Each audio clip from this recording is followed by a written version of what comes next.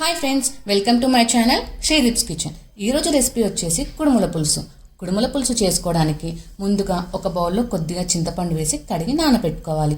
తర్వాత ఇంకొక బౌల్లో ఒక కప్ బియ్యం పిండి, ఒక స్పూన్ ఉప్పు, ఒక స్పూన్ కారం, చిన్నగా కట్ చేసుకున్న కరివేపాకు, చిన్నగా కట్ చేసుకున్న కొత్తిమీర, జీలకర్ర వేసి ఒకసారి కలుపుకొని ఇందులో చిన్నగా కట్ చేసుకున్న ఒక కప్ ఆనియన్ కూడా వేసుకొని కలుపుకోవాలి. ఇలా వేసుకున్న తర్వాత కొద్దిగా వాటర్ యాడ్ చేసుకొని చపాతీ పిండిలా కలుపుకోవాలి. మరీ మెత్తగా కలపకూడదు, మరీ గట్టిగా కాదు. చపాతీ పిండిలా సాఫ్ట్గా కలుపుకొని పక్కన పెట్టుకోవాలి. తర్వాత స్టవ్ మీద ప్యాన్ పెట్టి డీప్ ఫ్రైకి సరిపోయే ఆయిల్ వేసుకొని ఆయిల్ వేడెక్కేలోపు చపాతీ పిండిని చిన్న చిన్న కుడుముల సైజులో చేసి పెట్టుకోవాలి. ఇలా చిన్నగా చేసుకున్న కుడుములని డీప్ ఫ్రై చేసుకొని పక్కన పెట్టుకోవాలి. ఫ్లేమ్ వచ్చేసి మీడియంలో ఉండాలి. హై మీద పెడితే కుడుములు మాడిపోతాయి అండ్ లోపల అస్సలు వేగవు. ఇలా వేయించుకున్న కుడుముల్ని ఒక బౌల్లో పక్కన పెట్టుకోవాలి.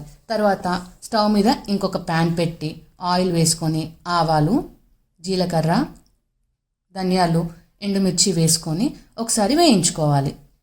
ఇలా వేగిన తర్వాత కొద్దిగా పచ్చిమిర్చి, ఆనియన్ వేసి ఇంకొకసారి కలుపుకొని కరివేపాకు, పసుపు వేసుకొని కలుపుకోవాలి.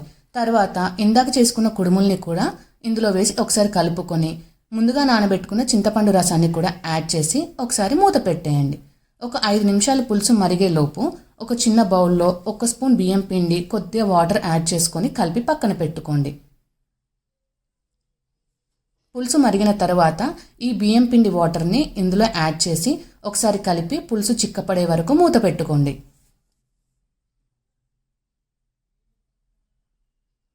ఇప్పుడు పులుసు దగ్గర పడిన తర్వాత ఒక స్పూన్ ఉప్పు, ఒక స్పూన్ కారం వేసి ఇంకొక 2 నిమిషాలు దగ్గర పడనివ్వండి. దగ్గర పడిన తర్వాత కొత్తిమీర వేసి సర్వ్ చేసుకుంటే వేడివేడిగా కుడుముల పులుసు రెడీ. వీడియో నచ్చితే లైక్ చేసి షేర్ చేయండి, సబ్స్క్రైబ్ కూడా చేసుకోండి.